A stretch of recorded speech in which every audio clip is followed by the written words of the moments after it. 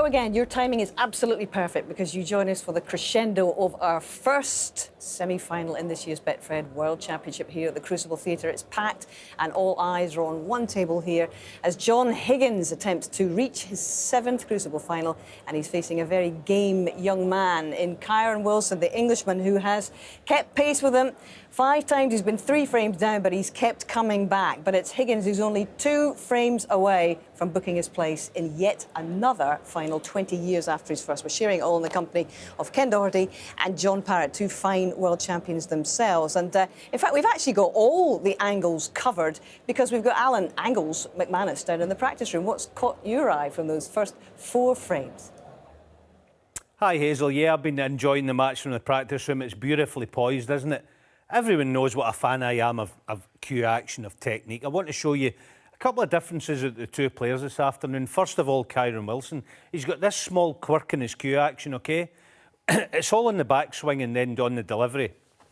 He comes back, and when he's at the back here, he's a bit like Ray Reardon, actually. Watch. He comes back, goes through a touch, and then sort of delivers. John Higgins is completely different. It's all in the one movement I call gradual acceleration. So John, you could argue John's a bit smoother. It's all in the one movement like that. We've got a few shots, funny enough, from this afternoon's session that will show you really up close. First of all, Kyron. This is a beautiful little shot. Watch his cue action, watch the pause. It kind of goes forward and then goes forward again. And sometimes you can lose accuracy. Your timing has to be absolutely spot on. This is John with a similar shot. You don't get to see all of his cue here, but watch the gradual acceleration. It's more controlled, and therefore he gets the pot. Not every time, obviously. Now, when it goes wrong for John, the boys showed this in the studio, he puts in a fast one. So even although John's smoother and a little bit more reliable, he can put in a fast one. He doesn't want to put any more fast ones this afternoon, or Kyron will jump all over him. Oh, the eagle eye of Angles McManus. Fantastic. Thanks, Alan. It's always fascinating to get Alan's take on things, isn't it, guys? And he's absolutely right about quickening your pace there. Yeah. That's when it's a sign of being really under pressure. Well, that's when the tension comes in. The tension has a few different ways of affecting you, and it's certainly, you start to hit the ball a little bit harder, you know, when you're a bit more nervous, and that's exactly what John did. It cost him the frame. He has to deliver that cue, as Alan said, nice and smooth, and that particularly when you're under pressure and the big shots. What I'm going to find fascinating here, this is uncharted territory for Kyron Wilson this last season. He's never going to be under pressure like he's ever been in his career before. John Higgins, we know, is 4 times champion, obviously been on the semi-finals and those finals. This is going to be really interesting for Kyron. He's shown guts, determination, the ability to graft, to stick in there. This session now is something completely different, so we're going to find out a little bit about him here. But we're also going to find out once again what John Higgins is made of here, because, you know, he's not getting any younger. These pressure situations must be surely taking their toll on him, but he keeps coming up with answers here. Absolutely. Everything that Kyron Wilson has thrown at him, he's come up with the answer and he's won the next frame. He's got to do that again. There's a long way to go in this, but this is a massive frame for both players. OK, this is frame 29 of a possible 33. Higgins, 2 in front, needing 2 more to book his place in the final. Steve Davis, Dennis Taylor, back to you. Thank you, Hazel, and thank you. The 29th frame. John Higgins to break. unbelievable atmosphere in the Crucible Theatre for this final session of this pulsating semi-final. Now John has got up behind the yellow a few times from the break-off shot. Has he done it again? It's not far off. And as the boy said, this is a huge frame in the context of this semi-final.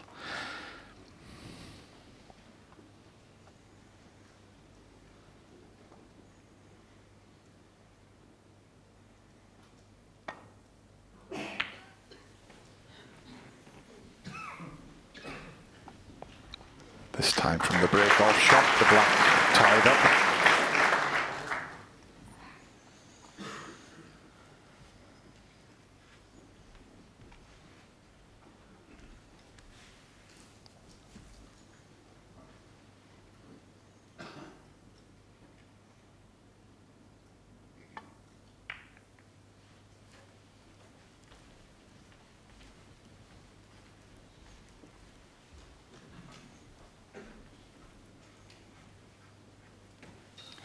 Karen just having a look at the side of the tip of the cue there, but it looks okay. He had problems earlier when, I think it might have been his first round match, where he took a lump out of the tip and he had to put another one on, but it was one that he had played in.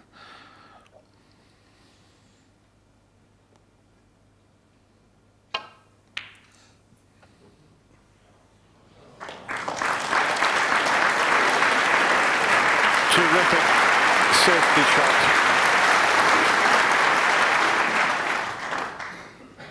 And John just tapping the table there in acknowledgement.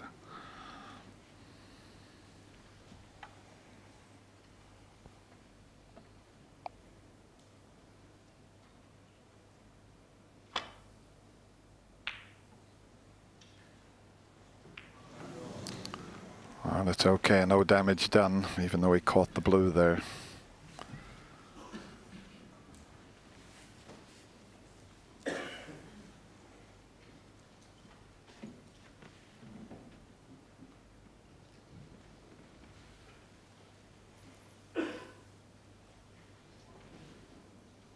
No path down the right-hand side of the table. Pink's in the way. He's got possibilities of very thick contact on the pack with right-hand spin to get the cue ball down the table. But Reds would be going everywhere if he played that shot. He's probably going to try and sort something else out.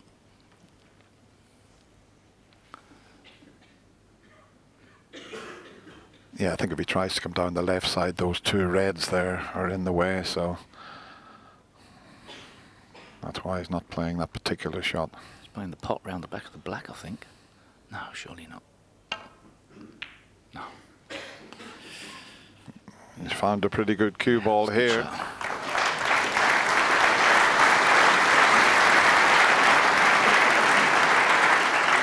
It's funny, sometimes when Curran's queuing up on the ball, sometimes players, they sort of telegraph exactly what shot they're going to play. For a split second there, I thought Curran was lined up for the pot.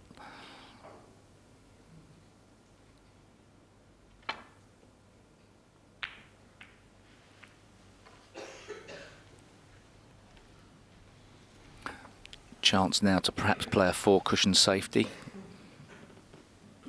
Might release the black somehow.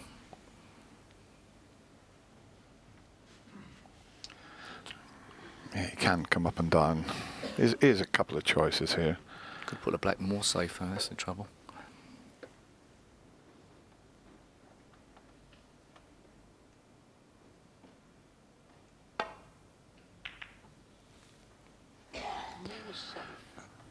It's going close to the corner, but it's okay.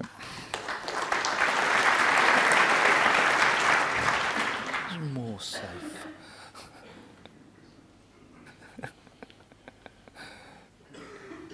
Never mind. Well, he's still looking at the tip there, but I think it's just there's probably a little fibre. When he's queuing up, he can just see it, you know, at the ferrule, and he's just trying to just break it off there with his nail.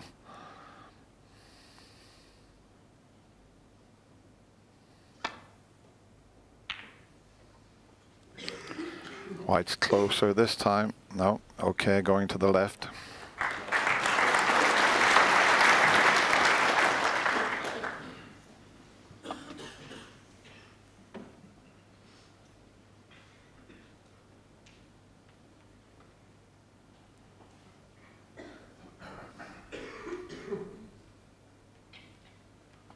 Yeah, most players play with the tip flush with that ferrule, that little metal piece on the end of the cue, and you could see a little fibre possibly in your eye line, and that was just why Karen was just sorting it out there. Yeah, some players like to play with a sparkling ferrule, no dirt on the ferrule. Other players, like Darren Morgan, at one stage covered his ferrule in chalk, so it wasn't shining at all.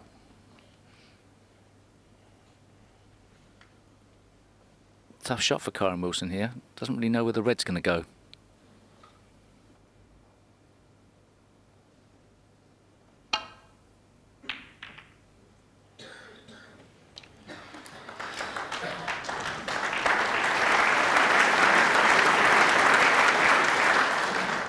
Well, that's brought the black into play, but there is an escape route for John Higgins. In fact, that red next to the pink might go into the right corner. He'll be playing the white down towards the brown at the same time.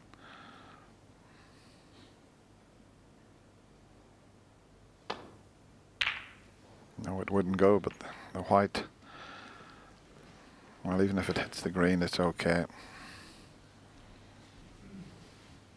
So who's going to win this tactical battle in this important frame?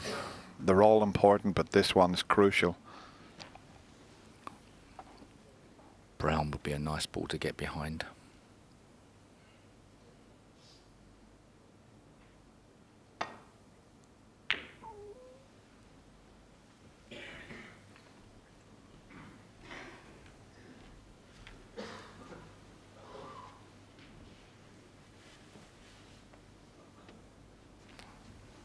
I think John Higgins has got a chance from this shot. Carl wasn't so easy to get behind the brown. John could. Misjudged the line somewhat. An even bigger target, Dennis. Yeah, I just thinking the same thing now.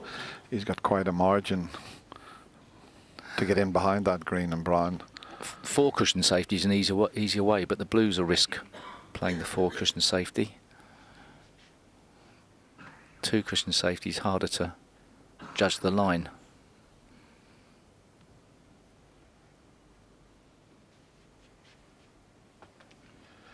Yeah, it's just awkward there, having to bridge over the brown. And when you're playing with side, it makes it tricky.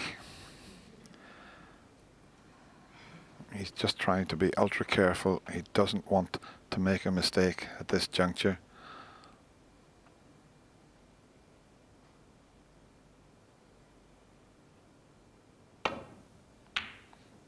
If he misses the blue, he's got a chance, but I don't think he's hit it quite hard enough.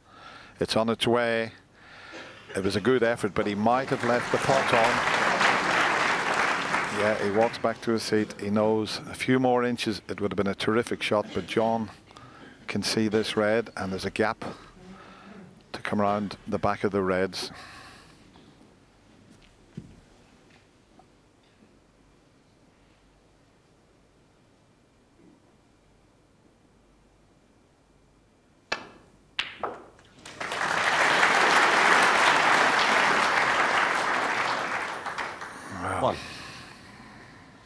No prizes for guessing where the cue ball's going here, in behind the green and brown. Green ball.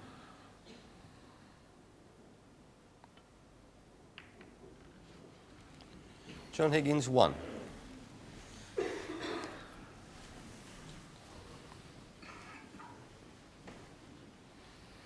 There's no easy red to nestle on here. The two on the cushion behind the black spot area. If he played to land on one of those, he could leave the other. The only thing with that, with the black being where it is, you know, he wouldn't leave an easy opening chance for John. John Higgins potted that red purely as a shot to nothing. He didn't try to get position on a colour. Realised that if he potted the red, he'd have a guaranteed safety that could avail a better chance. So tough one. Well, here it comes. He's just trying to nestle onto this one. What an effort this is. Brilliant. Beautiful shot.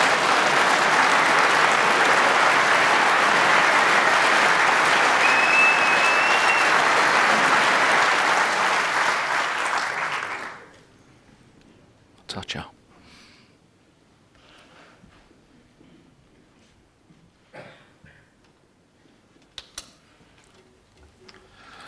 He's looking to get up behind the green and brown again, and he can do it here off 3 cushions, possibly 4. There's one. Oh, well, he wasn't touching the red, so he's still heading toward the green and brown, and he's played it perfectly.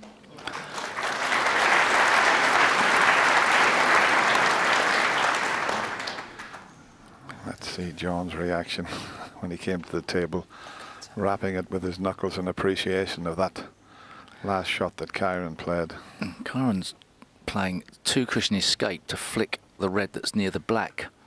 The danger would be if he caught it full ball. That would be a nightmare scenario. So erring on the other side, and as you see, he missed it because of erring on that side. And a miss. Effectively Higgins no full. damage done. So he can keep on having a try for as long as he likes, as long as he's prepared to keep on giving away the foul points until he catches it thin as he would like. That is far better than risking the same shot he played the first time. Expect him after a couple of goes to get the right judgment.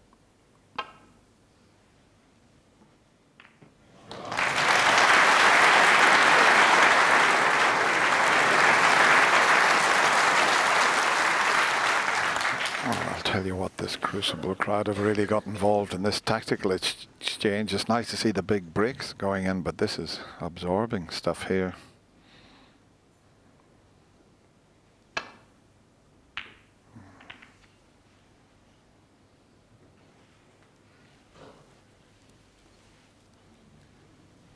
Nine hours now for this semi-final, which has been fascinating to watch.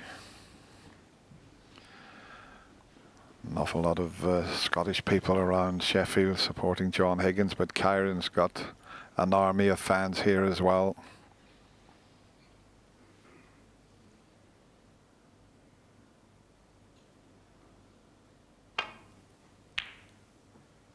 Excellent shot from Kyron Wilson. Guaranteed that he played a great safety shot. Couldn't really pot the red. Yeah. And do you know what, Dennis? The World Championship played over such a long distance. I don't think there's any other sport, televised sport, that would dare to keep the semi-finals and the finals played over 2 or 3 days. The modern world of saying that you've got to get faster results just shows you how gripping tactical snooker can be. Now, can he land on this red? First line's out a little bit, but somewhere along there would get him to it. That looks pretty good to me. Doesn't want to slip around the back of it, and he has. Wow. And a miss. Kyron Wilson full. Bit of a mess where all the reds are, though. Be a clever break to work out from this position. First shot's tough.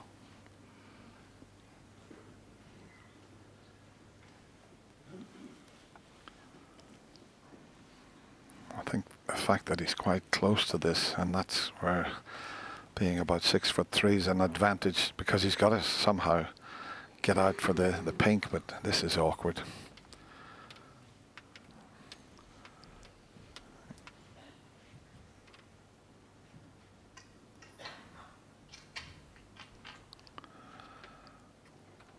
That's got to be the pink, because the black is awkward. He's somehow got to get himself onto the pink here and create the power to get out on that pink, but this is awkward.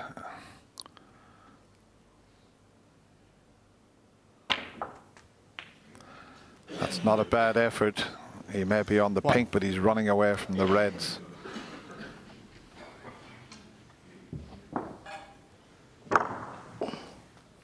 Pink goes into the green pocket.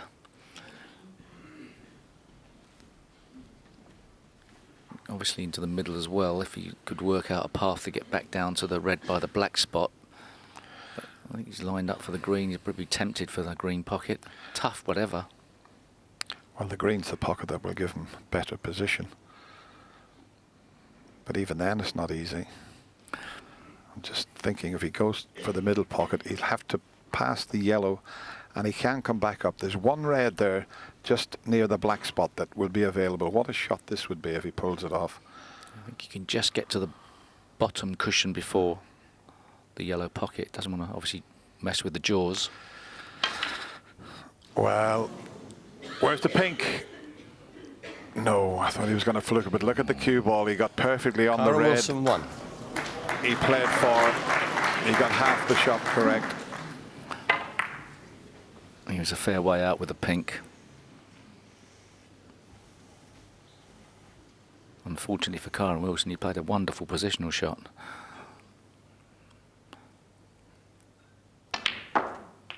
John Higgins identifies that he can get the black on the spot. One. That could help him no end. And also he's got enough of an angle on the black that he's going into the red, so he's got options to slightly disturb them. It's pretty tight up there though. He's had a look to see if there's a red that goes into the left corner. It looks like he can just pot the black, play a half a stun shot on the red to the left of the black, and that would give him the red into the left corner.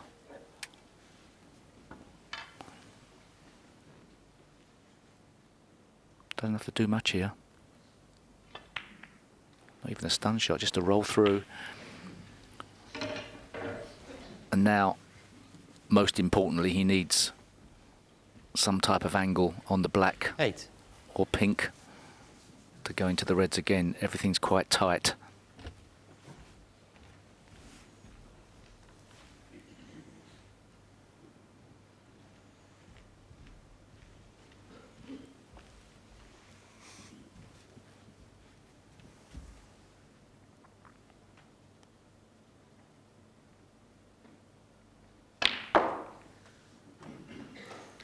Nine.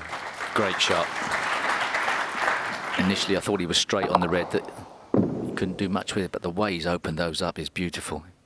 Read that nicely. Now it's a frame winning chance. That last shot is why John Higgins is one of the greatest break builders the game's ever seen. 16. Just that cannon was fabulous.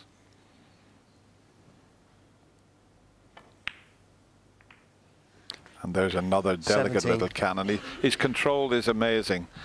Now have a look at this, everything tied up, and look how he played that shot. That was brilliant.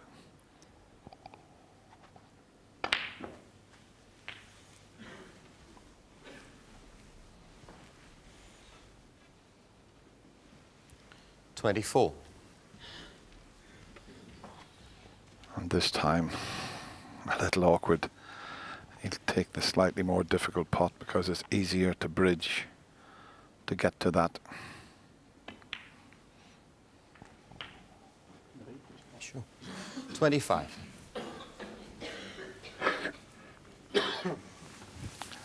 A few more reds out in the open before he's got to go disturbing any more.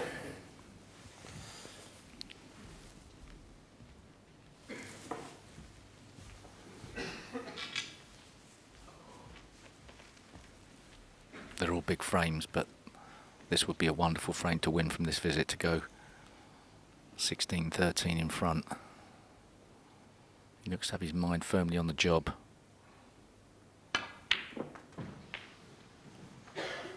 That blue was hampering him somewhat. Pink didn't go right in the middle of the pocket. So he looked down at the blue there, 31. worried about it.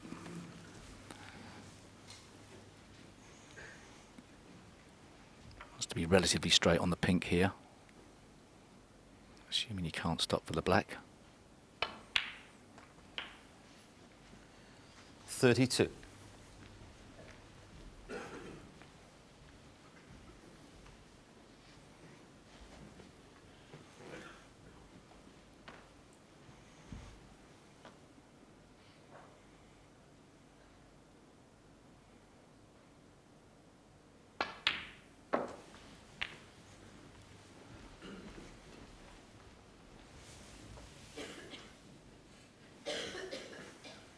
$38.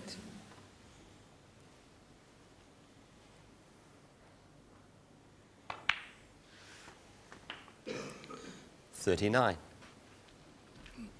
Not sure if that red at the top of the four reds together goes into the left corner. If it does, it makes this situation easier. He's just having a look to see if that red does go, because then he could just play the stun shot onto the two reds to the left of the pink.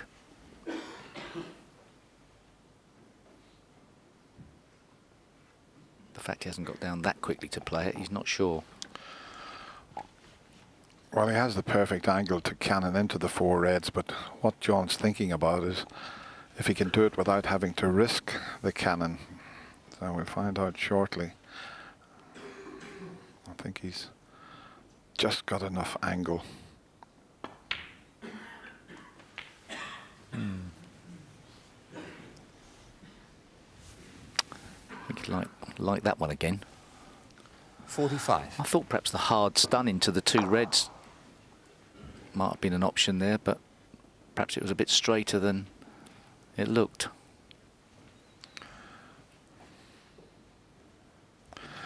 I think he tried to be a bit too careful there. He had an angle to run through and cannon those 4 reds, but he thought, I'm not going to risk that. I'll play another little shot, and it just didn't come off. This is quite difficult now from this situation.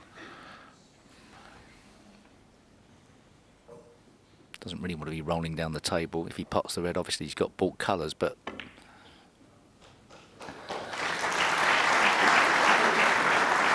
46.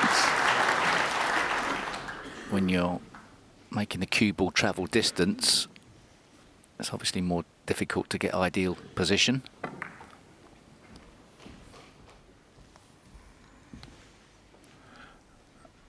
And once again, he's had a look to see if there's a red available. If not, he might have to play the cannon this time, but has he spotted a red that's on?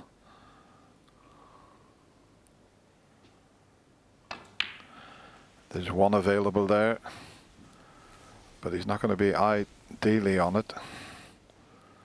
Just the 4 reds, the 49. one at the pinnacle of those. Well, in potting this, he may well shift those 2 reds apart to the right of the pink. He might get through the gap, but he might want to shift the reds apart. Very nicely judged. 50. He didn't blast at that, and that was a sign of confidence. Would have been easy to have panicked and just potted that hard to try and get the tension out of your arm.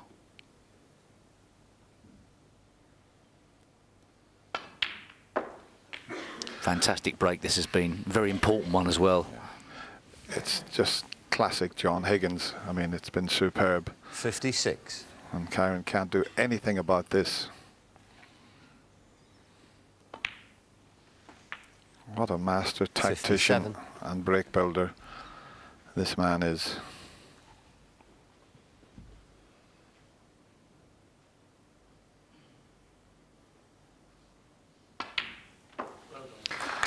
And at the snooker's required stage.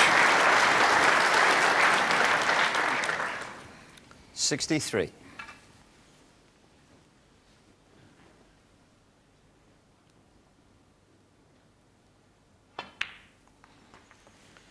Ta. 64. At the business end of this semi-final, he started to produce some amazing snooker, including that fabulous 136 break.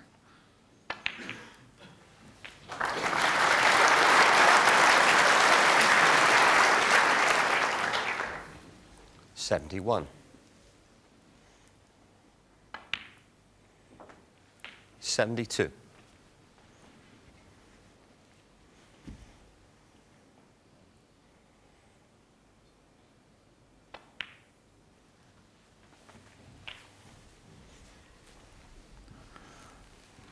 Well, you've got to admire 79. the Scottish player. It really is superb. He's had 6 centuries so far, 80. including that 136 that I mentioned just a couple of frames ago.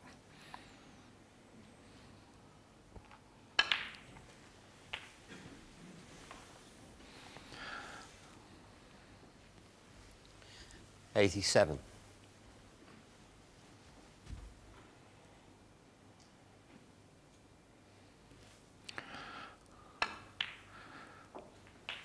I remember a couple of seasons 88. ago, Steve, I was in Poland with Ken Doherty and there was snooker on the television. It was from the Far East or somewhere.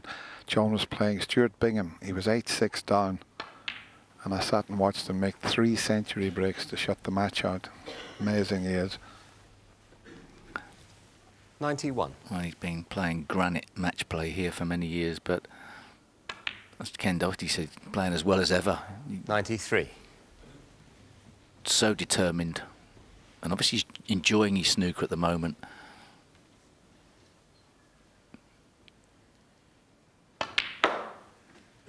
If he survives this stern 96. test, you'd have to say be a nailed-on favourite in the eyes of the bookmakers for the final. Another unbelievable century from the Wizard of Wisher. 10 up for John Higgins. And maybe a treble? No, it doesn't matter. John He Higgins, is an 100 amazing round the snooker frame. player. Kyron Wilson couldn't do anything about that, and John Higgins extends his lead to 16-13. He just needs one more for a place in the final. He does, and it's a measure of the man that it's 2 centuries in the last 3 frames. Business as usual. It's just an absolute match play machine, and he finds it from somewhere when he needs it at the most, and his break building is top class. You get very few chances. He just knows when to press the accelerator, and he played a positional shot in that break there, which, watch this, Hazel, he plays this shot, screws into the cluster of reds, and they open up like a bunch of flowers, and all of a sudden all the reds are in position just for the one shot.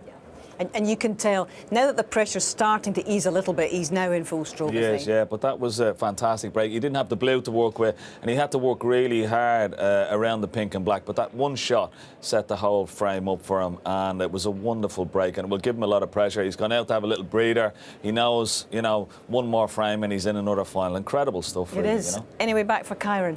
No miss snooker and help off his opponent. Doesn't look likely. I can't say it's not possible, because I've been on the end of one of them. I was 12-8 up in one of them and got beat 13-12, so it collapsed like a cheap tent. So it can happen, but you need help off your opponent, and the way John Higgins is playing, I don't see that happening. You've done it. You did it against the late Paul Hunter, as I vividly recall. Yeah, I think in defence of Kyron Wilson, all he has to do is just the old cliche: take each frame as they come. Don't give it to him easy. Make it as difficult as possible. Stick to your game plan. Don't give him easy opportunity, and try and make it as hard as possible for him. But it's very tough against a man who's at the top of his game. Higgins almost over the line here.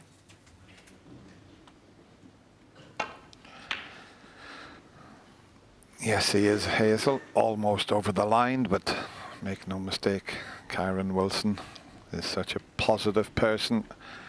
He won't feel that he's out of the semi-final just yet. Look at the total number of points. He's in front on points, is Kyron, but it's frames that count.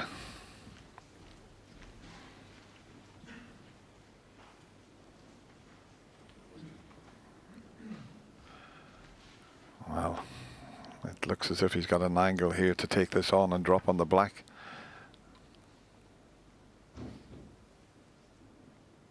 He has.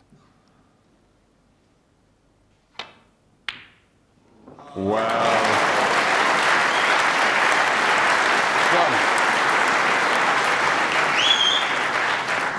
What an opening pot that was. And he smells blood.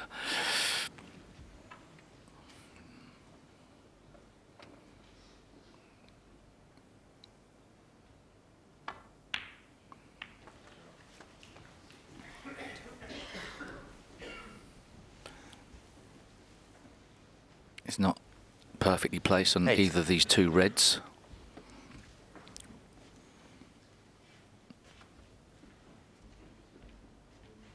Missed a similar one earlier in the match in this session, but this is a bit thicker. Easier to control the cue ball. Don't expect him to miss this one.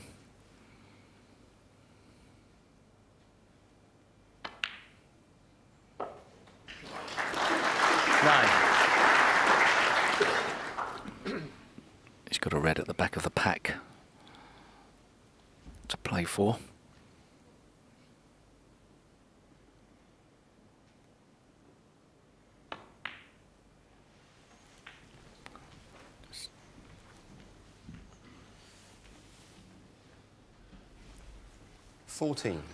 Looks like he can pot this and play a run through, but the screw back is also the option.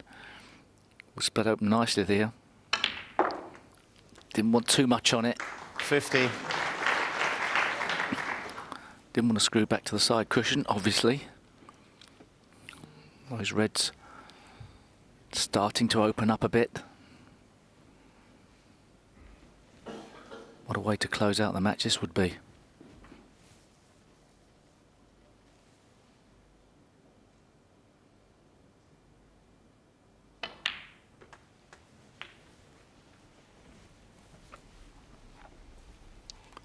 I think he's just okay. He's got a slight angle on this red here. 22. Well, though, there's not much. You'll have to screw back with a little bit of reverse side to come out on the black.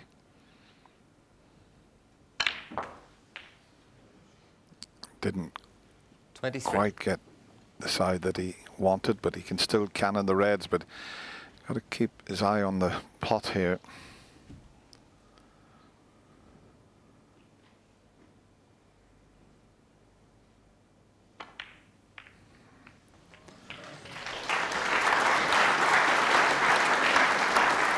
Yeah, nicely played, but it's not perfect.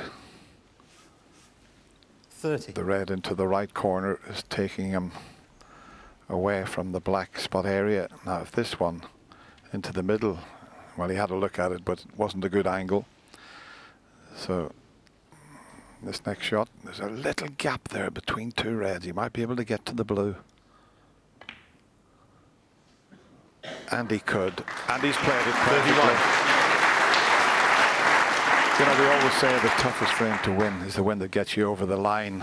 I don't think it applies to someone like John Higgins. He's so used to this sort of situation, and he's done it so many times in front of this superb Crucible crowd, just under 1,000 people.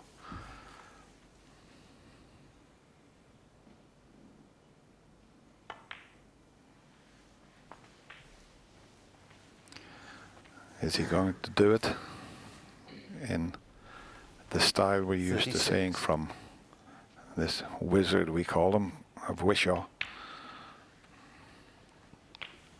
37. If he does go on to win this frame and match, and it does look like he's really in command, he's going to take some beating in the final. Nobody's outplaying him at the moment. Even when he's had a bad session, he's managed to salvage something from it. That's a sign of a great champion. Well, there's another 43-year-old 44. in the other semi-final. Mike Williams and Barry Hawkins, who's playing unbelievable snooker. It's going to be a cracking final regardless of who's in it, and John is not quite there yet, but he's not far away. 45. Two reds on the left of the table going to the right corner. At least one of them must do.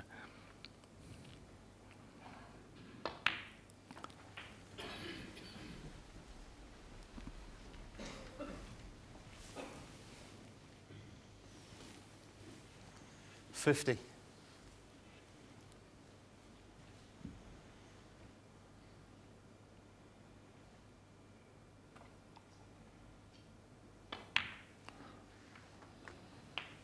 Slightly 51. up, sorry Dennis, slightly out of position. This is Kyron Wilson's last hope, you would feel. He's just hoping this cut goes wrong for John Higgins.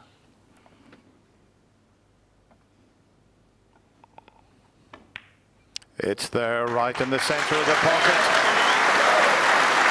Look at the cannon again. Kyron will be fearing the worst now, but he's watching his boyhood hero here, and he'll be the first to congratulate John Higgins, because Kyron knows now that he's played his last shot in this year's Betfred 59. World Championship. But what a championship this young player's had. A future world champion you're looking at there, I would say.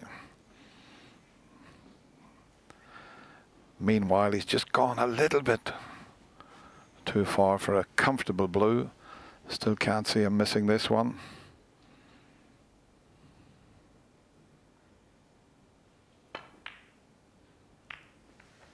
But this time, Is he on the red for the middle? Looking at the body language, he is. 64. Quick glance at the scoreboard. This and the black, and he'd be in the final.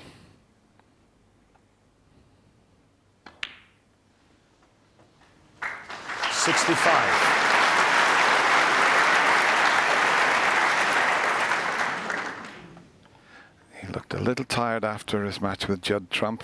He knew he had a tough match in Chiron. His eyes were a little bloodshot when he came out to play the first session. 72.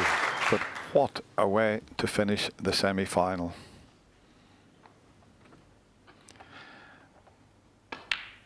If he goes on to make a 73. century, that would be 3 centuries in the last 4 frames, Steve. That's amazing.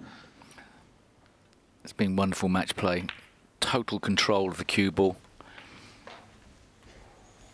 He's a great front runner, John Higgins, but when Judd Trump had him, I think it was 7-3. 79. John Higgins produced some of his best snooker to get back into that match. 80. It's tough to keep a player like John Higgins at bay. Kyron Wilson's had a great try.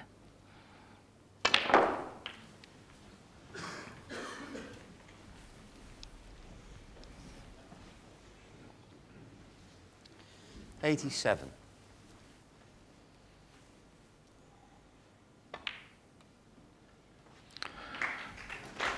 88.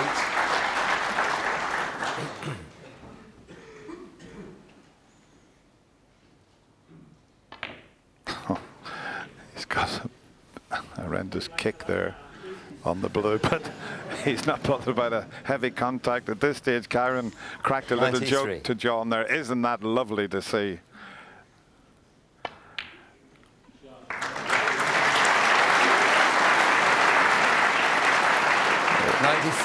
We might not get the century, but he's got a chance to pot the brown, move the red. Oh, he's got the brown, hasn't moved the red. A back double, one of the best doublers in the business. Is he going to try it into the middle pocket? 98. Or take it up into the corner? It's still on the way to the pocket, but it's not going to reach. What a semi-final! Kyron Wilson comes forward, clapping his hands, and he congratulates the Wizard of Wishon. What a way to finish the match. He is the man to beat in this year's Betfred World Championship. Standing ovation for both players because Kyron played his part.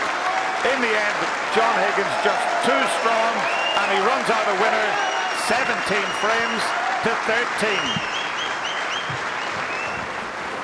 Outstanding play, an outstanding achievement from John Higgins, and the way he closed that match, gentlemen.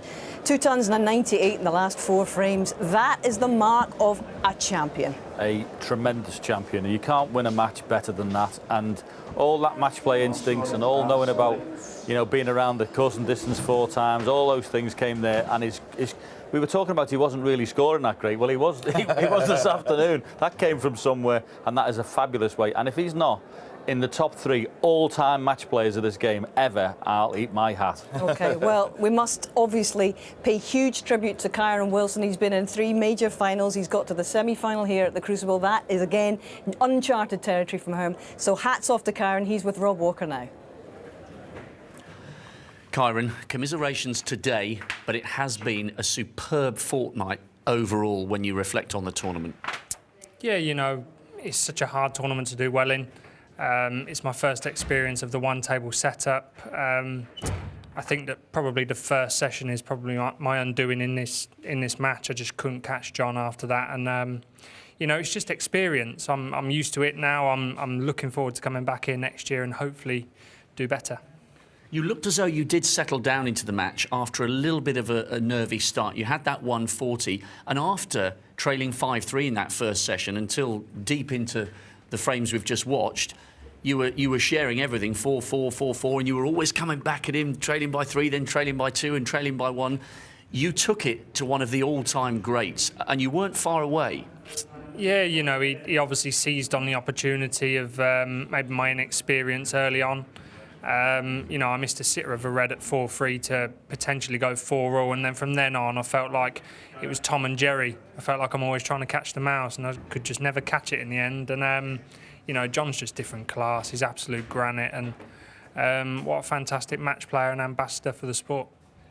Well, so are you. You know, you're 26 and you've followed up a fantastic run to the Masters final, getting to the one-table setup here. And it's another one of your ambitions chalked off. Yes, OK, you're still 2 wins away from the ultimate goal, which is becoming world champion. But you said at the start of this season, I want top 10 in the world, which you've done, and I want single-table setup at the Crucible, which you've done once, and you'll want to get back there again. Yeah, without doubt. The pleasing thing for me is that, you know, I really felt like I did perform, other than the first session. So plenty to look forward to for my career. I'm only 26. So, you know, it's my first experience of that one-table setup. And, you know, for many years to come, I know that I can play out there now. And it seems to me that one of your key strengths is the framework and the family that you've got around you. You know, the fact that you've got Sophie here, that you've got Finley here, you've got other family as well. You're giving yourself the right platform to keep moving forward, aren't you? Because everything at home, touch wood, looks really good and very supportive. Yeah, you know, you've just got to surround yourself by positive people. You know, me and my family don't do it in halves. You know, we're fully positive. We talk as if we're going to get to the final and win the trophy. You know, we're already booking our hotels for the end of the final. That's how you've got to be. If you want to reach the heights and win the matches, there's no point in thinking, do you know what, I'm not going to have enough underpants for the final.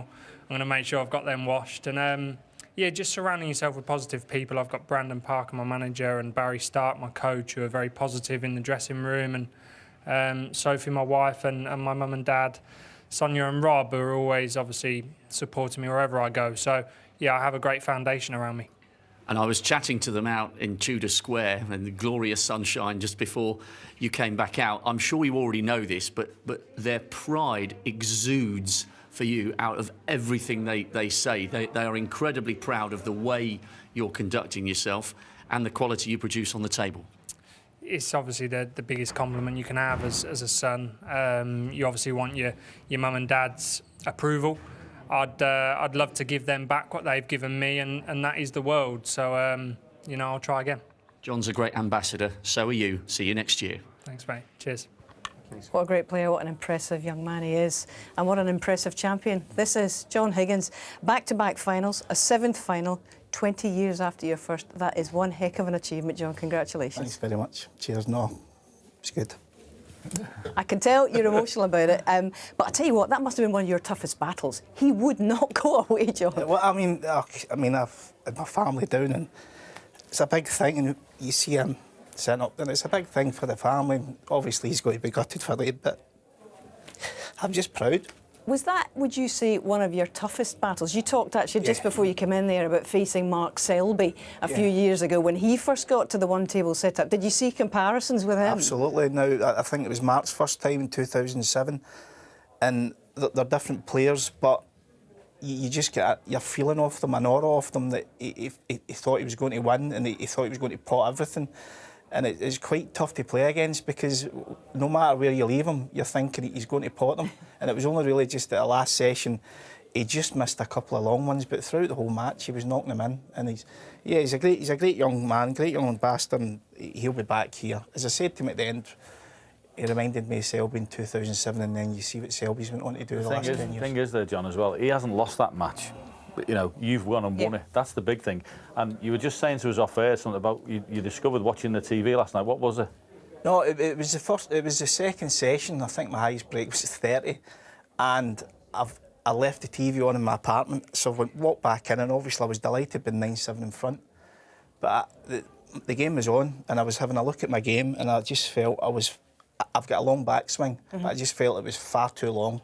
And I've not got any coaches or anything now. I've got to carry on. I've got to actually see it for myself, and I says, no, that's not right. So I put my clothes on, come over, had a 45 minutes practice. I seen Ken, and I think he was asking, what are you doing over? You should be resting or something. In between the sessions, yeah. Yeah, and I says, no, I need to try and find something, and I shortened up my backswing, and I felt as if I played great last night, and I played good there. So Yeah, brilliant. It is amazing achievement. And, you know, when you look back here last year, Mark Selby, I know in your private moments afterwards, John, you were a little bit down about not being able to carry on and win that one. But did it galvanise the belief that you still have a Triple Crown win in you? Not really, no. To be honest, it was a big, massive defeat for me. But, yeah, to come back here the second year in a row to make the final again, it's great moment. OK, so how much is left? It's a long few days, isn't it?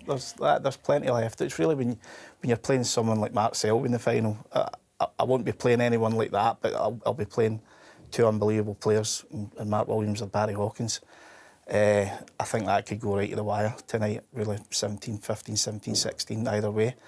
It would be some story if it was me and Mark, obviously, all these years later we're in the final, but Barry's a couple of years younger and he's maybe got a wee angel on his shoulder as well. That's what you look at, and sometimes during tournaments and he looks great, so it'll be a great final session. You've seen off some of these young guns, the 26-year-old, the 28-year-old Judd, you've had seen off Lazowski as well.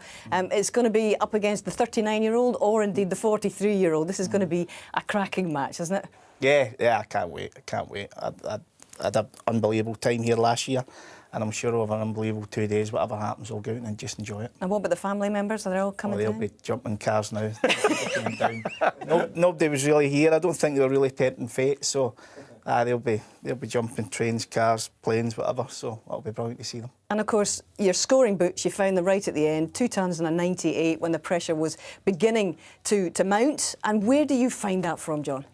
No, I was just trying to take positives from my game with Judd. Now, I was just hanging in there, and then the form came at the end, and then it was something similar there.